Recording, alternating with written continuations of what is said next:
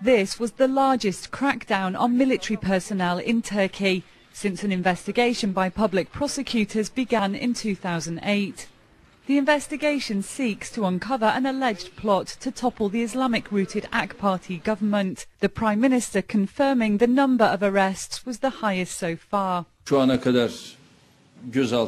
At least 40 military personnel have been detained, some active, some retired.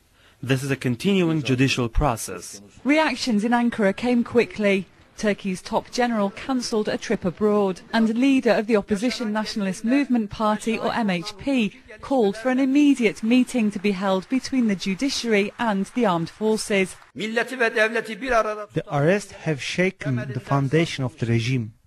However, observers say this is a necessary step in Turkey's move away from military rule. The generals view themselves as the protectorate of the mostly Muslim, secularly governed state. Turkey has experienced 3 coups in as many decades. No one has ever been held accountable. If there really was a plan to overthrow the government, you have to question the generals. If you only question journalists and academics, you can't uncover it.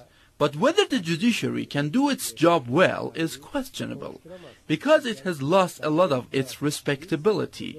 Those arrested are accused of an alleged plot codenamed Balyoz, or sledgehammer, in which bombs would be planted at mosques to foment unrest, paving the way for a military takeover, something the Chief of Staff has staunchly denied. The revelation of this plot is one in a series of plans being investigated.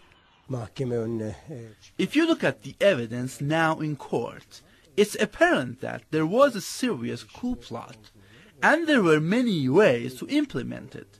It has to be very well investigated. The government cannot ignore it, even if it wants to.